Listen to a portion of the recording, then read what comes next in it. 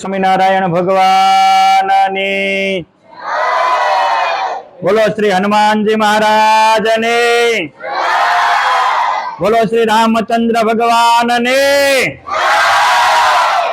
વાલા વિદ્યાર્થી બંધુઓ, આચાર્ય શ્રી અમારા સ્નેહી પૂજ્ય વિશ્વપ્રકાશ સ્વામી અને સર્વે શિક્ષક ગણો, આજે ભારતનો પ્રાચીનતમ મહાન સંસ્કૃતિના આધાર સ્તંભ જેવો એવો યોગા દિવસ છે। 2015માં ભારતના માનનીય શ્રી મોદી સાહેબે યુનોમાં જઈને આ દિવસને યોગા દિવસ તરીકે પસંદ કર્યો છે।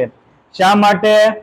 તો કે વર્ષના 165 દિવસમાં આ 21 જૂન એ લાંબામાં લાંબો દિવસ છે અને આ દિવસે યોગા કરે એનું લાંબામાં લાંબુ આયુષ્ય થાય, એ યશસ્વી ને તેજસ્વી થાય, એટલા હેતુથી આ 21મી જૂન એ આખા વિશ્વમાં યોગા ડે તરીકે પ્રસિદ્ધ કર્યો છે। માટે એક દિવસ આ યોગા ડે ને આપણે જોરદાર તાળીઓથી વધાવીએ।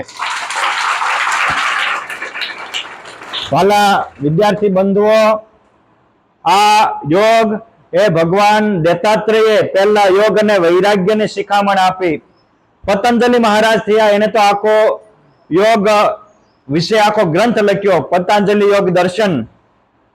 ભગવાન રામના ગુરુ વશિષ્ઠ મુનિ હતા, એને પણ યોગ વશિષ્ઠ રામાયણની રચના કરી।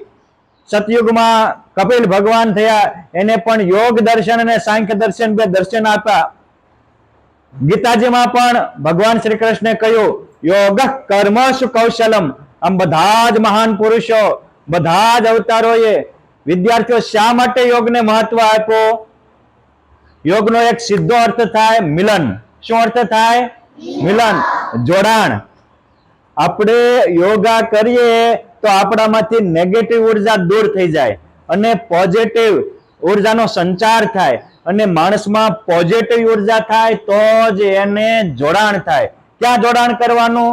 તો આપણા દેહનું આત્મા સાથે જોડાણ થાય, આત્માનું પરમાત્મા સાથે જોડાણ થાય, મન અને ઇન્દ્રિયોની એકાગ્રતા વધે। એટલે આ યોગા એ આધ્યાત્મિક રીતે પણ ઉત્તમ છે, માનસિક રીતે પણ ઉત્તમ છે અને શારીરિક રીતે પણ ઉત્તમ છે।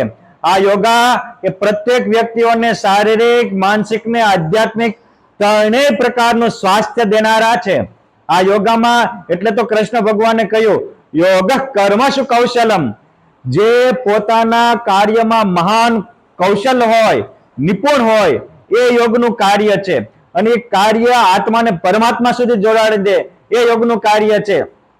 આજે 75 વર્ષથી ઉપરના આપણા દેશના વડાપ્રધાન છે, છતાંય તે યુવાનોને શર્મિંદા બનાવે એવું કાર્ય કરી રહ્યા છે। એનું કારણ, એને તમારી જેવી બાળ અવસ્થામાં યોગ અને પ્રાણાયામ કરીને પોતાના શરીરને મજબૂત કર્યું હતું। જે બાળ અવસ્થામાં પોતાના શરીરને કેળવે એને બ્રહ્માંડમાં કોઈ ન પહોંચી શકે। ભગવાન રામે પણ, લક્ષ્મણજીએ પણ વશિષ્ઠ ઋષિના આશ્રમમાં યોગ સિદ્ધ કર્યો હતો, અને એટલે એ રાવણ જેવા અસુર ત્રિલોકીને ધ્રુજાવનારાને પણ ચકનાચૂર કરી શક્યા। આ યોગનો પ્રભાવ છે। શ્રી કૃષ્ણ ભગવાન પણ સંદીપની ઋષિમાં પાસે અને ગર્ગાચાર્ય પાસેથી યોગ શીખ્યા હતા। અરે ખુદ ભગવાન સ્વામિનારાયણ કે જેના દર્શન કરતા હજારો લોકોને સમાધિ થાય, જેના ચાકડીના ચટકે હજારોને સમાધિ થાય, અરે જેને કોઈ કે પુષ્પની માળા પહેરાવી હોય અને એનું કોઈ સુગંધી એક પુષ્પ સમાધિ થાય, આટલો સમાધિનો અનુભવ આપનારા એ ભગવાન સ્વામિનારાયણ 49 વર્ષ ધરતી ઉપર રહ્યા। એમાં કોઈ એક વ્યક્તિ માટે 1 વર્ષ આપ્યું હોય તો એ હતા નેપાળમાં મળેલા ગોપાળ યોગી। ભગવાન સ્વામિનારાયણે યોગ મને તમને શીખવાડવા માટે પોતાની જીવનનો 1 વર્ષ કાળ એક વ્યક્તિ પાસે આપ્યો।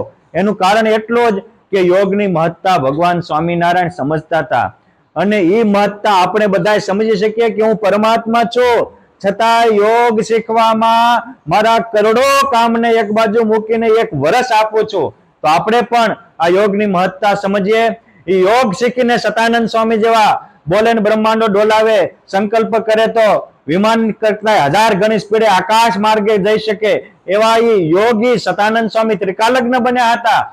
આજે પણ અતિ સ્વસ્થ જેનું શરીર હોય, માનનીય નરેન્દ્રભાઈ મોદી સાહેબ, વિરાટ કોહલી, અરુણ વગેરે જે વિશ્વ પ્રસિદ્ધ લોકો છે, એ પણ સવારમાં ઉઠીને અડધો કલાક યોગા કરે છે.